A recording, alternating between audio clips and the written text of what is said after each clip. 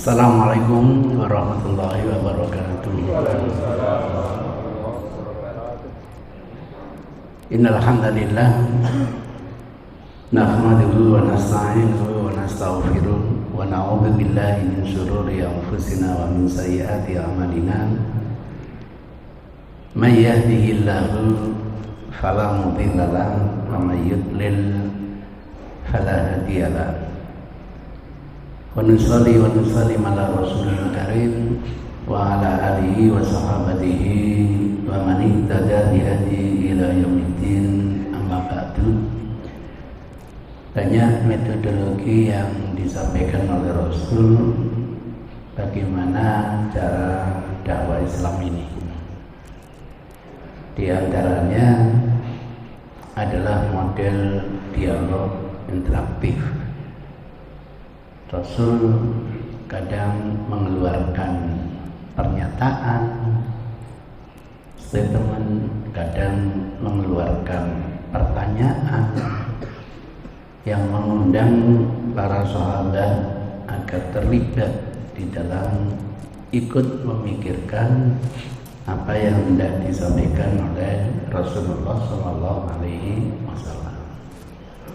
Jadi sahabat ini bukan hanya mendengar apa yang disampaikan Rasul, tapi Isra itu di samping mendengar juga ikut mikir-mikir, sehingga endingnya diharapkan paham betul apa yang dimaksudkan oleh Rasulullah SAW. Bayangkan kita haji wada bersama Rasul. Maka Rasul mengeluarkan pertanyaan, wahai umat, hari apa ini? Dan kita yakin semua kita paham kalau hari ini adalah hari haram. Paham kita. Mungkin pikiran kita jangan-jangan Rasul berubah, bukan lagi hari haram. Bisa jadi begitu. Karena dulu ada yang menawarkan, kota apa ini? Jember. Gimana kalau kita ganti Jember? Mungkin ingin biar jamaah ikut mikir gitu. Ada apa? Tanya lagi, bulan apa ini? Ya semua tahu kalau waktu haji itu adalah bulan haram. Mungkin lagi ini, wilayah apa ini? Negara apa ini? Wilayah haram. Dari Rasul mengeluarkan pernyataan yang menarik. Mulai detik ini, mulai saat ini, darah kalian semua adalah haram. Bisa dibayangkan merubah kultur yang hidupnya suka tukaran menjadi damai. Kalau kita di zaman jahiliyah tidak suka tukaran, tidak suki-suki. Biar kita kaya, kita harus siap. Khususnya lawan kampung, lawan suku. Bahkan kadang-kadang sesama saudara sendiri. Maka tidak akan kita keluar rumah kecuali selalu membawa pedang. Jadi pedang itu sudah aksesoris. Maka kalau kita pergi ke masjid, kata Rasul, boleh membawa pedang. Cuma nasihat Rasul, kalau sudah masuk masjid, pedang harus masuk ke selondongannya, karena khawatir akan menyakiti, mengganggu teman kita. Jadi kalau digambarkan Rasul khutbah bawa pedang, tidak salah. Cuma memahaminya itu membawa itu dimasukkan selondongannya atau dipegang. Itu yang jadi interpretasi. Tidak ada masalah, hadisnya sahih. Nah kalau kita sudah perang, lawan kita kalah, tidak sampai terbunuh, itu otomatis jadi tawanan kita. Kalau sudah jadi tawanan, kulturnya, statusnya jadi hamba sahaya. Jadi orang hebat zaman kita dulu jahiliyah, siapa yang punya budak banyak, itu orang hebat. Itu gambarannya. Seorang budak aja level bawah, itu andaikan dijual nilainya 100 onta minim itu. Nah, kalau satu onta 40 juta, ya kira-kira setengah maka kalau kita punya 100 budak, waduh, konglomerat gitu. Biasa membunuh saudara itu biasa. Maka mulai hari ini haram darah kalian, harta kalian haram, tidak boleh kecuali haknya nanti adalah zakat. Ini infak monggo, itu pun suka rela. Mau sedekah silakan, itu pun suka rela.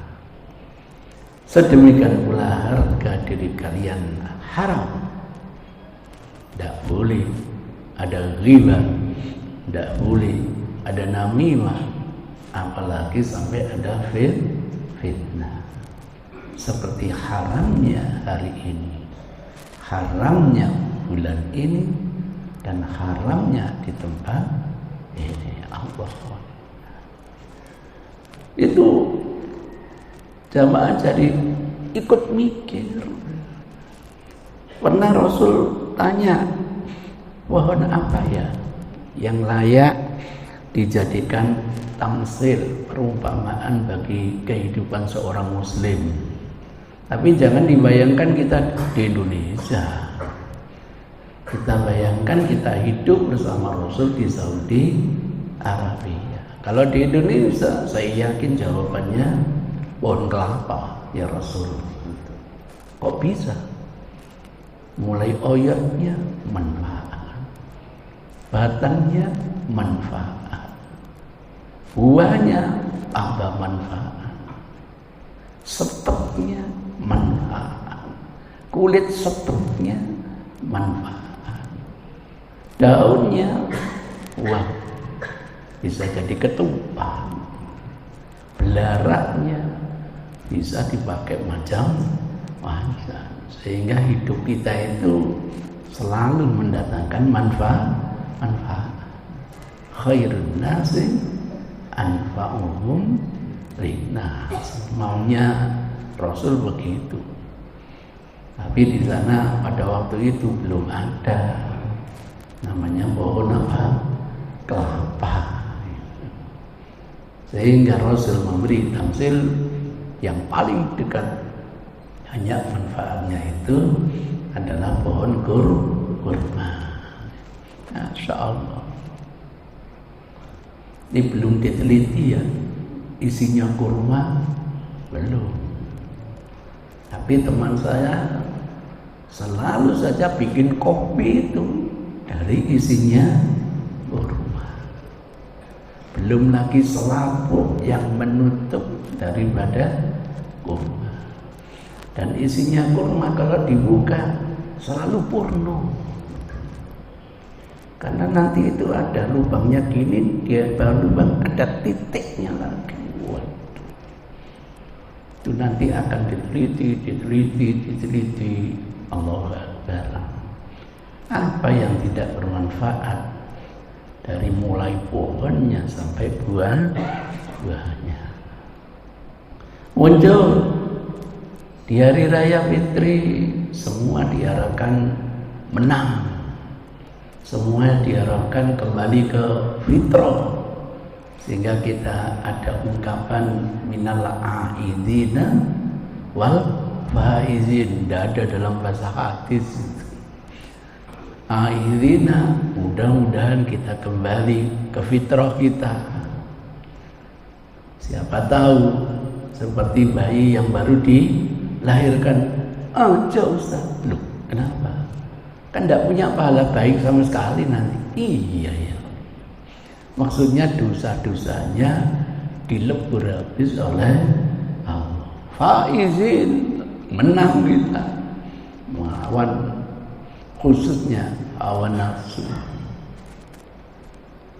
Yang kata Rasul, laisa syadid, orang yang hebat itu bukan hebat dalam tinju, smackdown, alladzi yamliku nafsahu indal ghadab, yang bisa mengendalikan emosinya saat marah. Kalau nggak marah gampang. Waktu marah masih bisa mengendalikan apa? Emosi. Itu orang hebat. Alhamdulillah, perut dilaparkan oleh Allah, mulut nggak boleh teriak-teriak. Ya Allah, ini terapi, Masya Allah ini. Biasanya kalau mulut lapar, perut lapar, maka mulutnya mulai teriak. Maka dulu zaman Orde Baru semuanya boleh naik, urusan perut tidak boleh naik. Kasihan petani, dulu panen bisa beli mobil, sekarang panen beli kerupuk aja tidak bisa, Ustaz. Kenapa?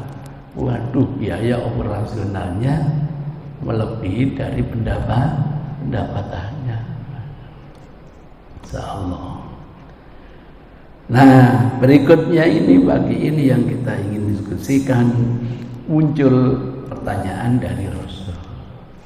Saudara-saudaraku, tahu tidak kalian siapa di antara kalian itu yang paling buruk dalam pencuriannya? Dan saya yakin kita bisa menebak orang yang korupsinya banyak. Gitu. Bayangkan gajinya pegawai negeri 5 tahun dihabisi sendiri, ya Allah. Itu bukan zalim li nafsihi, zalim li ghairi. Nyumet mercon, zalim. Mengganggu orang yang sedang sholat pun zalim lagi, yang lebih banyak, dampaknya lebih.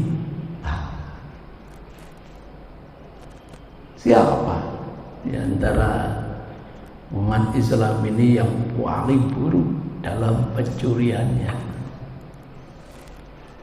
Tidak ada yang jawab. Lah kok yang mencuri dalam sholat siapa? Bingung lagi. Barangkali Rasul sholat yang 4 rakaat dikoting jadi 2, boleh. Kalau ingin mengkosor. Walaupun zuhur 4 rakaat dikerjakan 2 boleh, karena ada uzur.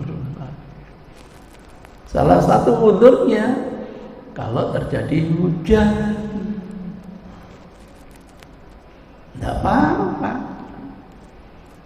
Sehingga apa? Kalau sudah hujan, muadzin ini supaya menambah. Jangan hayya 'ala sholat, jangan diundang mereka, kasihan. Diganti as-sholatu fi rihalikum. Nah, sudah, sholatlah di rumah masing-masing. Oke.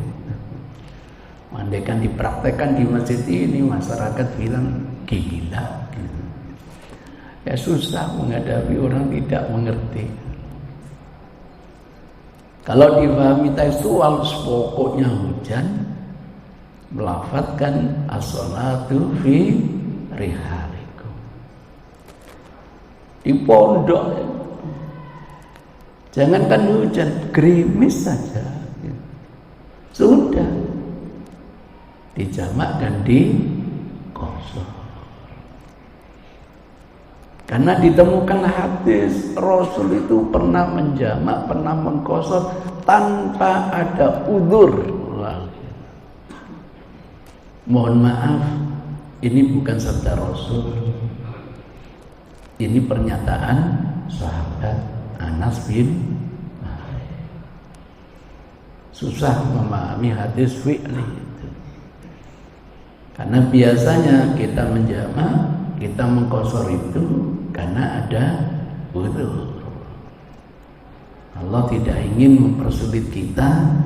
Yang diinginkan Allah yang mudah-mudah bagi kita.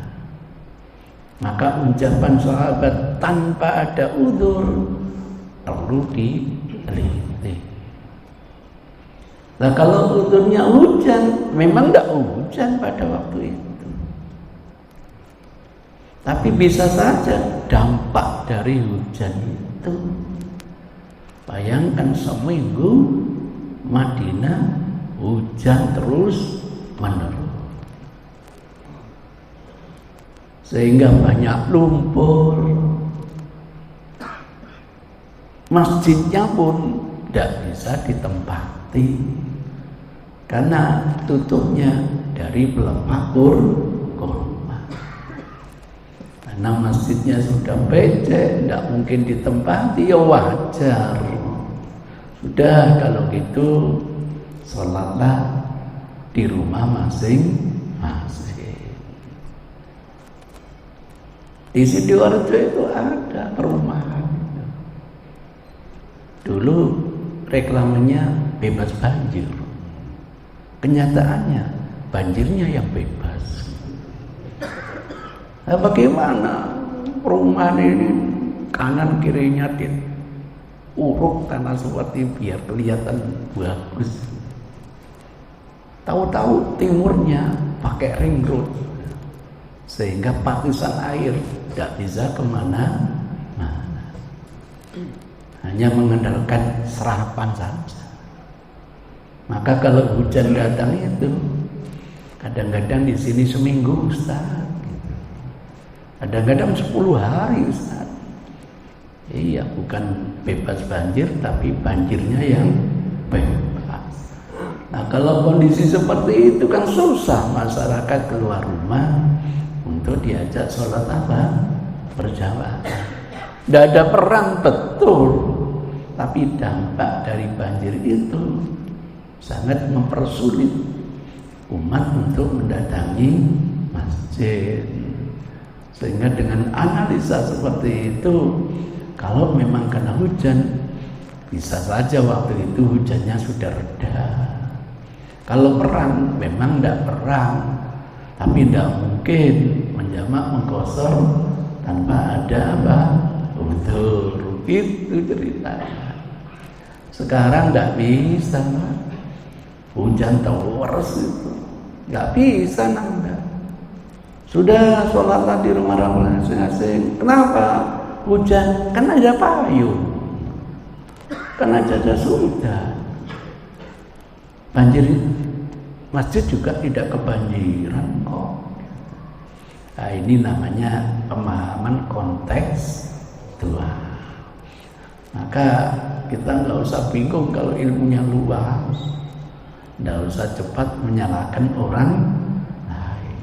Oh, gara-gara krimis saja sudah disolat sendiri di rumah, memahami secara apa? Teks Tuhan.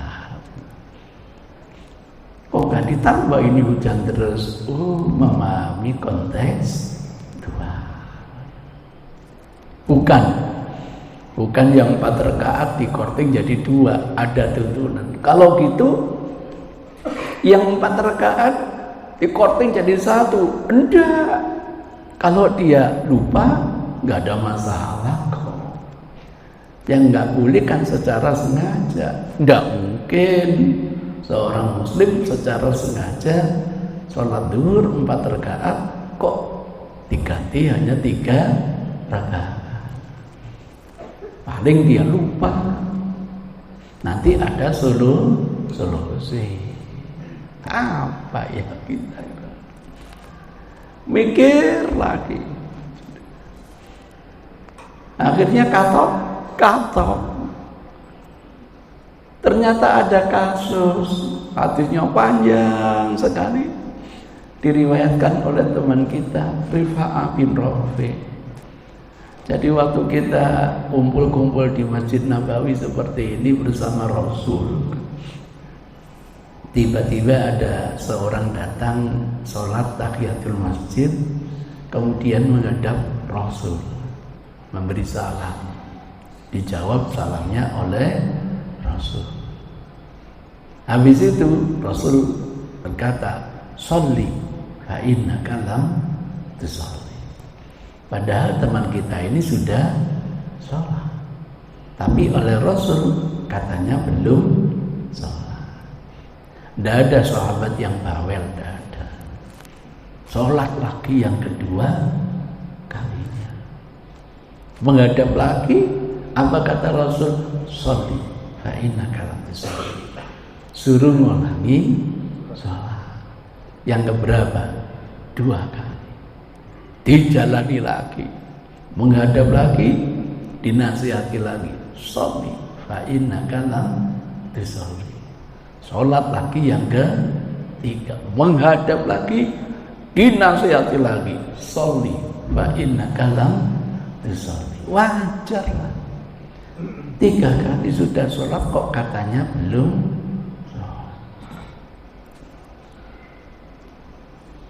Minta bimbingan Rasul, fa'alimni. Kalau gitu ya Rasul, ajari saya bagaimana saya sholat. Bagus.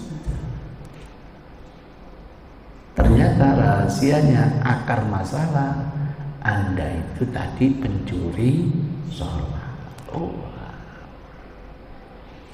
Wujudnya kayak apa ya Rasul? Bukan mengkoting rakaat, enggak. Lam yutim ruku'ahu wala sujudahu. Akar masalahnya di situ. Muncul nanti bimbingan Rasul supaya tumanina.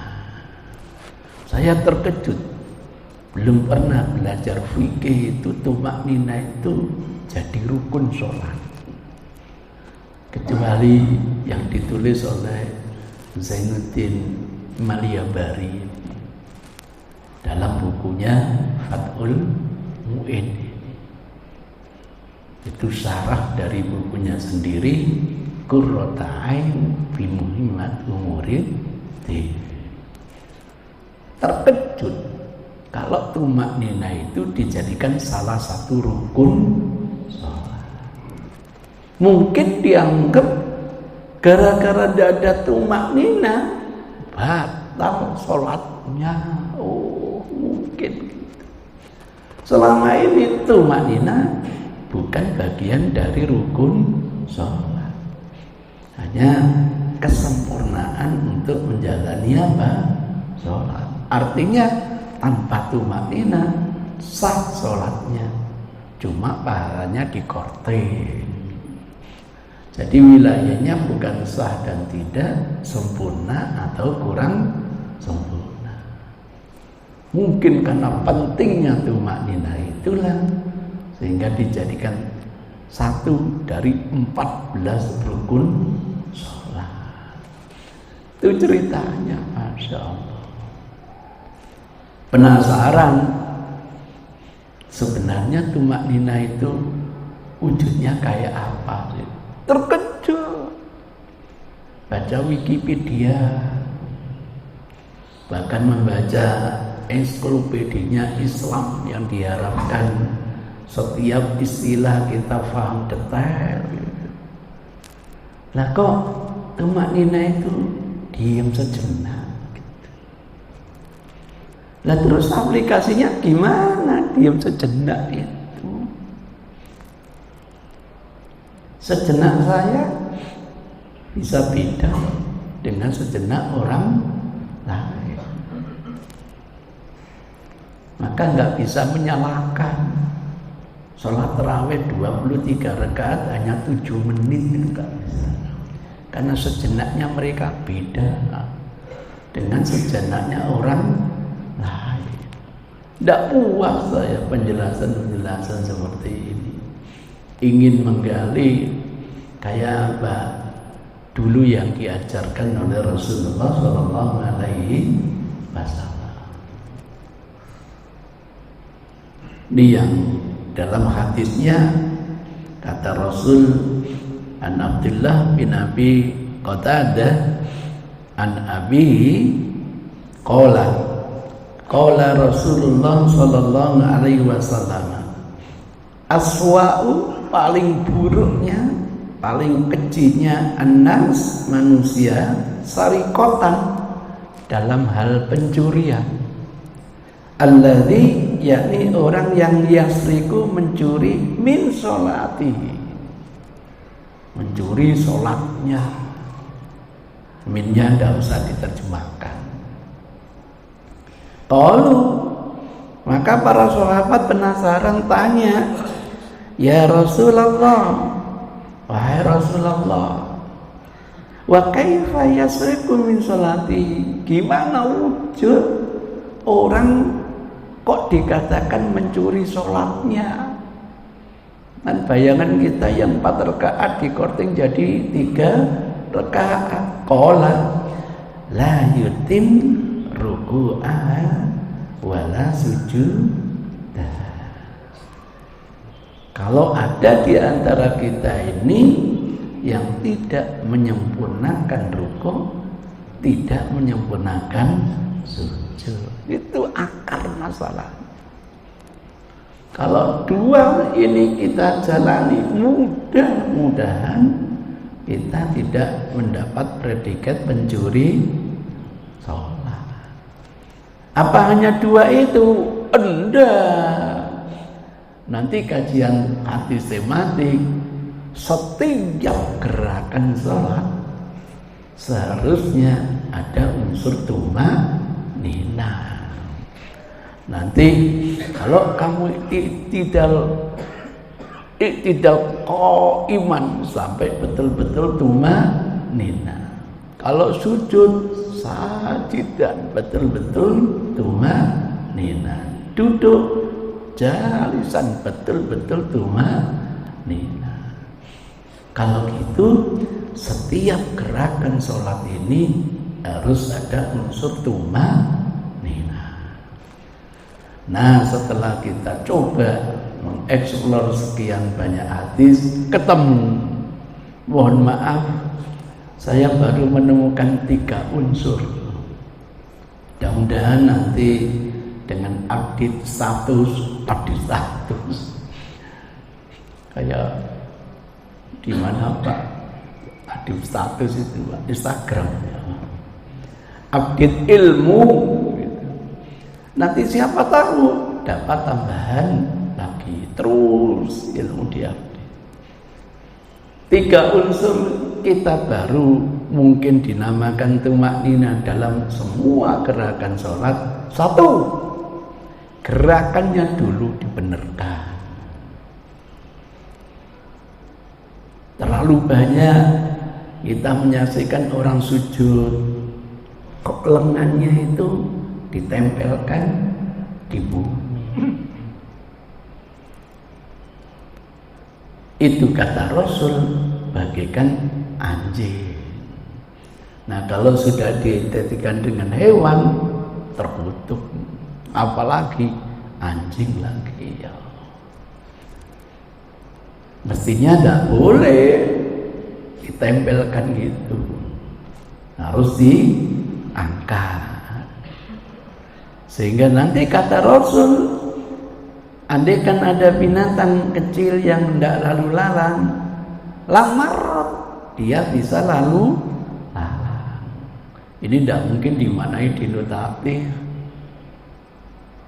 Seumur hidup sholat berkali-kali tidak pernah ada binatang lalu lalang. Di Al-Akbar itu banyak kucing, itu sholat itu tidak pernah kok lalu lalang gitu. Mungkin kucingnya pinter, nggak ganggu orang sholat. Insyaallah itu menggambarkan bagaimana lengan supaya diangkat. Rahasianya sederhana. Di mana meletakkan tangan waktu sujud? Persis ketika takbiratul ihram. Mau hadwa mangkibaihi, nanti kalau sujud kedua telapak tangan kita sejajarkan dengan pundak, pasti otomatis lengannya ke atas, pasti terangkat. Atau diangkat sampai dekat dengan daun telinga. Dipraktekkan dalam sujud, insya Allah otomatis anatomi tubuh itu lengan jadi terangkat. Tapi kalau tangannya ditaruh gini, wah, baru lengannya nanti akan nempel. Saya tahu begitu, ya alhamdulillah, habis sholat dia selesai sempat ngobrol. Jadi kita tidak boleh nyalakan. Tadi kok sujudnya sampean gitu? Ustaz, tangan saya lagi bermasalah. Oh gitu. Oh kalau gitu dia berbuat gitu karena ada uzur, maka kita tidak boleh menyalahkan. Dia tahu kok, saya tidak biasa gitu. Kalau gini sakit, terpaksa saya gini. Oh, berarti dia punya apa? Tidak ada masalah kalau gitu. Yang rukuk juga begitu. Kok telapak tangan diletakkan di bawah lutut? Ya biar rata Ustaz. Enggak. Roha telapak tangan tetap ada lutut. Biar namanya hasratul roh dimekrokkan. Gitu. Maka kalau softnya mepet, wah nggak akan bisa. Nggak akan bisa. Apalagi waktu sujud mekroknya agak nemen sehingga ketiaknya bisa dilihat orang di belakang. Saya saksikan ada orang tuh kayak jangkrik. Ya mungkin dia memahami gitu, ya biarkan aja. Itu ada mepet soalnya, wassalam deh. Kesikut sana, kesikut sini. Dan roha diletakkan pada lutut, ijabi anjambai, dimekrokkan tangannya sedikit, insya Allah hasarahu, punggungnya bisa rata. Syukur kalau kayak Rasul, lau subba alaihil ma lastaqarra. Kalau dituangkan air di atas punggungnya Rasul, air menetap, tidak tumpah. Sama coba nanti. Nah, ini penjalin, ini air. Bapak mau rukuk kayak Rasul. Nanti kalau sudah rukuk, air itu tumpahkan ke punggung Bapak. Kalau airnya netes, samblekkan Bapak ambil itu ya. Sama coba nanti ya. Wah, masuk penjara nanti. Masya Allah, tidak mungkin hadis seperti ini dipahami denotatif. Kalau tidak mungkin ya dipahami konotatif. Bagaimana rata? Gak sampai harus diuji coba tuangi air. Kaca yang rata dituangi air, menceng dikit aja tumpah. Apalagi punggungnya manusia. Oh, nggak bisa difahami denotatif, difahami apa? Konotatif. Itu gerakannya. Nah, setelah gerakannya sempurna, faktor yang kedua baru membaca wiridnya. Karena sholat itu bukan hanya gerakan plus wirid. Mau rukuk, mau baca boleh, subhana rabbiyal azim, subhana rabbiyal azim, subhana rabbiyal azim. Ada tambahan, subhana rabbiyal azim wa bihamdi, Subhana rabbiyal azim wa bihamdihi. Untuk tambahannya panjang karena ada yang meragukan, tapi ditemukan sanad yang tidak perlu meragukan. Gara-gara teman kita dapat sanad yang meragukan, tinggalkan yang meragukan. Tapi karena teman ini yakin sanadnya enggak bermasalah, kenapa tidak menambah wa bihamdi? Kalau gitu tanwin atau tahyir. Kadang Rasul mengajarkan hanya subhana rabbiyal azim titik. Kadang mengajarkan subhana rabbiyal azim wa bihamdi. Ada haknya situ. Wa bihamdihi. Kalau haknya susah dibaca, ya difahamlah. Subhana rabbiyal azim wa bihamdi. Hinya jangan sampai apa? Hilang. Kalau hilang, tidak ada yang dipuji, coba. Nah ini sering ketelisun. Paling aman dibaca saja. Subhana rabbiyal azim wa bihamdihi. Wah, mantap. Sama dengan firman Allah, fasabbih bihamdi rabbika wastaghfiru. Ada hunya di situ. Ini bukan tak marbuto yang dibaca ha, enggak. Kalau angel wastaghfirhu, wah, orang Arab tidak bisa susah difaham. Astaghfir sambil mencucu gitu. Allah tahu, oh ya moco gitu. Tuh dibaca. Yang namanya baca bukan membunyikan. Kalau membunyikan pokoknya muni selesai. Enggak. Bimbingan Rasul itu supaya dibaca. Pakai suara keras boleh. Tanpa suara boleh. Diperdengarkan boleh. Substansinya bukan membunyikan tetapi apa? Membaca. Kalau membunyikan mesti dengan suara keras. Tapi membaca tidak harus pakai suara keras. Karena membaca itu harus punya unsur. Di situ kita harus melafadzkan. Kemudian apa? Tolong level yang paling rendah saja.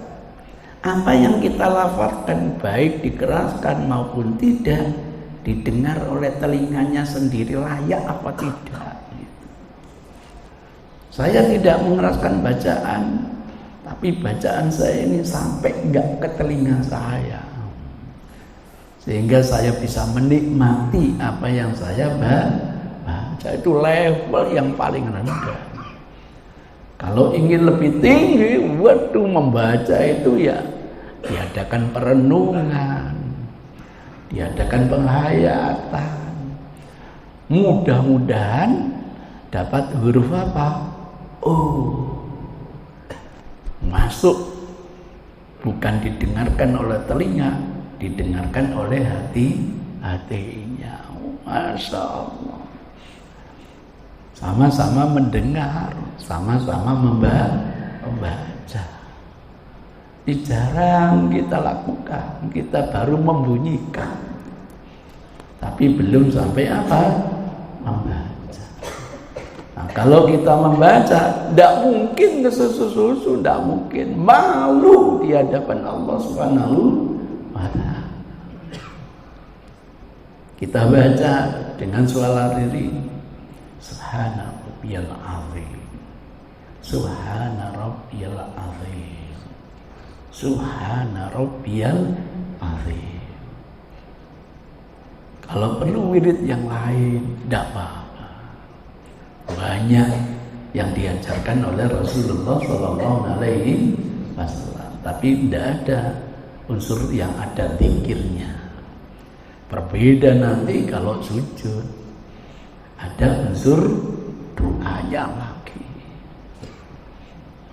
Allahumma ja'al amami nura khalfi nur, wa an yamini nur, wa an yasari nur, wa an fauqi nur, wa an tahti nur, wa ja'al fi nafsi nur. Waduh, bukan hanya dilafadzkan, dibunyikan, tapi dibaca. Ya Allah, kalau depan saya penuh dengan cahaya, mudah-mudahan setan tidak akan masuk ke saya lewat arah depan. Kalau belakang saya penuh dengan cahaya, ya Allah, mudah-mudahan setan tidak akan bisa masuk ke saya lewat arah belakang saya. Kalau di sisi kanan saya Engkau jadikan penuh dengan cahaya, ya Allah, mudah-mudahan setan tidak akan bisa masuk ke saya lewat sayap kanan saya. Kalau Engkau jadikan sisi kiri saya penuh dengan cahaya, ya Allah, mudah-mudahan setan tidak akan bisa masuk ke kita lewat sayap kiri. Tidak bisa masuk lewat sayap atas, tidak bisa bawah. Seluruh jiwa raga saya penuh dengan cahaya, dan ada setan bisa bersemayam di tubuh. Insya Allah nanti siang kerja tidak korupsi. Insya Allah. Jadi sholat itu ada yang namanya impactnya begitu. Itu namanya menurut Imam Ghazali robih. Sholatnya ada untungnya. Menurut ulama teologi itu punya ruh dalam sholatnya. Menurut ulama syariat dia sudah mengantongi hikmat tasrih. Itu baru kita rasakan setelah ada membaca dengan perenungan, pemahaman.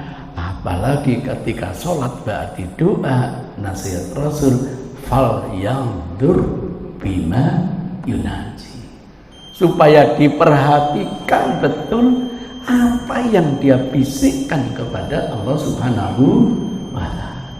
Aneh, minta tapi tidak ngerti yang diminta. Bukan Allah pelit, ya Allah bilang mungkin kita lucu aja, Zainuddin itu ya lo tapi gak ngerti. Mereka kata kayak kapok. Mestinya kita pahami apa yang kita baca. Wah, itu level yang Masya Allah. Gak pada akhirnya sholat itu rukuknya unsur kedua terpenuhi. Habis itu unsur yang ketiga ini baru ada pemberhentian. Namanya orang ngomong pasti ada sisa ambeannya gitu. Nah, pemberhentian ini bergantung setiap individu. Mampu saya 3 detik, monggo. 5 detik, monggo. 1 jam, monggo. Wah, kalau sudah tuntas begini baru gerak lagi, dokter sudah menyatakan ini terapi yang luar biasa. Jadi kalau sholat bisa menjadi pengobatan, tidak salah. Tapi sholatnya bagaimana kita sesuaikan dengan tuntunan Rasulullah. Kalau ini dilakukan, sholat 23 rakaat butuh 4 jam. Bukan 7 menit. Itu belum ketika membaca Al-Fatihah, dialog kita dengan Allah. Sehingga syariat ketaatan ini, ibu bapak, bukan taklif. Ini bukan beban. Ini wujud rasa syukur kita kepada Allah Subhanahu wa ta'ala. Bersyukur kita bisa taqarrub yang syar'i. Bersyukur kita dekat dengan Allah. Kalau itu karakter kita, Allah menjanjikan faman syakara fa inna ma yashkuru li nafsi. Yang akan mendapatkan kenikmatan bukan orang lain, kita terlebih dahulu. Dengan sholat kita sehat, dengan sholat kita tenang. Tenang bukan hanya waktu sholat, di luar sholat pun tenang. Jangan emosi dulu. Ayo kita duduk masalahnya apa terlebih dahulu. Maka ibu-ibu ngerumpinya jadi baik gitu. Bukan ngerumpi yang dikutuk oleh Allah. Diskusinya selalu mencari kemaslahatan. Bagaimana bisa mendamaikan sesama teman, tidak ngobong-ngobong. Bahagia kalau kita dapat tumaknina dalam hidup. Siapa tahu ini yang kata Allah, ya ayyatuhan nafsul mutmainnah. Kalau itu pola kita, yuk irji'i ila rabbiki radiyatan mardiyah. Kita akan kembali kepada Allah dengan diridhai oleh Allah Subhanahu wa ta'ala. Rami-rami kita masuk surga, rami-rami bersama Rasulullah sallallahu alaihi wasallam. Terima kasih. Apa masih ada pertanyaan? Ustaz, ini banyak di jamaah atau kadang-kadang kita berada di samping jamaah. Itu mungkin juga keterbiasaan tadi, yang mana lafaz yang beliau syairkan itu selalu memang terganggu sama kita. Iya. Ya, terganggu. Baik zikirnya juga begitu. Saat zikir itu, ya kita sedang ini mungkin keterbiasaan yang sudah terbiasa. Itu tadi yang Ustaz sampaikan itu. Nah, kalau kita tegur juga seperti tadi, juga mungkin jadi salah. Yang kedua, seperti tadi itu, kalau kita sujud mengkang daripada yang tadi sayap apa itu terbiasaan memang. Karena kita di sini dengan kondisi yang cukup longgar. Saya juga seperti itu dulu.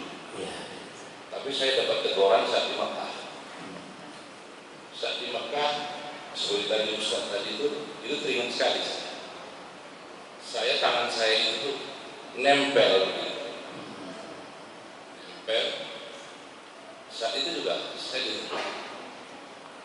Begitu saya berzikir, agak menurut saya ya masih pantas gitu. Tapi buat mereka juga seperti mungkin itu jamaah dari mana gitu. Masih. Ya, jadi saya kira sangat penting sekali karena keterbiasaan kita di sini. Kalau keterbiasaan yang di sini kan kita agak longgar. Iya. Kadang ada jamaah kita begitu kita dekatkan kaki kita ke dia nggak suka. Iya. Malah langsung ngapain sih ini kok ngerapatin. Ada orang ngejar terus lagi. Jadi begitu kakinya itu kalau nggak kena sama ujung jari kawan ini kejar sama dia. Yang satunya begini aja. Ini hal-hal yang memang sering kita ketemu di sini. Nah, untuk itu apa yang Ustaz tadi sampaikan ini hanya masukan. Terima kasih masukannya. Jadi Terima kasih. Terima kasih masukannya. Jadi setan itu bukan hanya mengganggu di luar sholat, Pak.